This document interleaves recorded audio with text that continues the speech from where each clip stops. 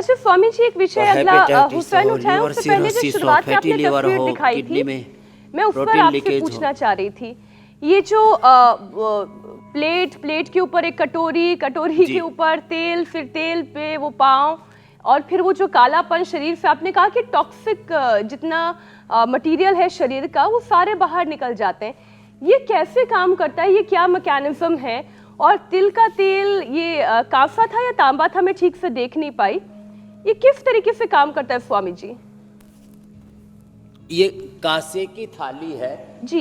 कांसे की थाली को ऐसे ही आप रख करके उस पर भी हाथ पैर रगड़ते हैं तो उससे भी हो जाता है। हमने तो हल्की सी मोटर लगा रखी है, और फिर देखो पहले तो कम था, अब तो पूरा ही भयंकर, जितना और ज़्यादा रगड़ रहे हैं उतना और ही निकल रहा है? और जब गजब काम करता है। अब इसका एक सेशन पूरा हो गया, और अब जब इसके ऊपर ऐसे तेल डाल करके करते हैं ना, तो तेल में ये गुण होता है, तेल जो है सारी गंदगी को, तेल या घृत जो है ना, अवशोषित कर लेते हैं। तेल शुद्धिकरण भी करता है और सशक्तिकरण भी करता है पूरे शरीर के। इसलिए बाहर से भी अभ्यंग तेल से, घी से करते हैं और अंदर पिलाते भी हैं। तो घृतपान एक विधान है। जब किसी को बहुत ज़्यादा सोराइसिस, उनके पाँव सूजे हुए भी कुछ दिखाई दे रहा है, घृतपान कराते हैं। तो घृत क्या है वो? जी जी। हाँ, तो वो क्या करता है, वो दोष को अवशोषित कर लेता है और फिर उसको निकालता है, तो पूरे शरीर की नेगेटिव एनर्जी को शक कर लेता है।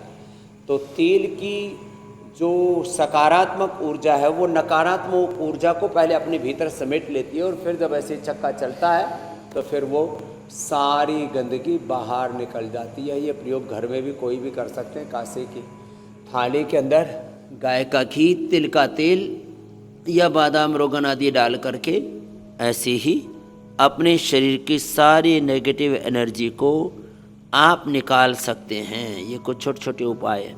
अब स्वामी जी ऐसी ही गंदगी लीवर, किडनी में भी तो पानी होती से होगी। स्नान करते हैं कुछ जगह, तो इसके लिए थेरेपियां भी है।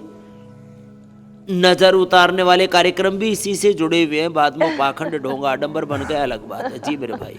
स्वामी जी, मैं ये कह रहा था कि ऐसी ही गंदगी हमारे लीवर, किडनी में भी इकट्ठा हो जाती होगी, जिसे डिटॉक्स करने को लेकर के बड़े सारे वीडियोस आजकल चल रहे होते हैं। तो जो सही तरीका घर पे किडनी और लीवर को डिटॉक्स करने का, वो जरा जल्दी से बता दें, फिर अगला सवाल लेते हैं हम।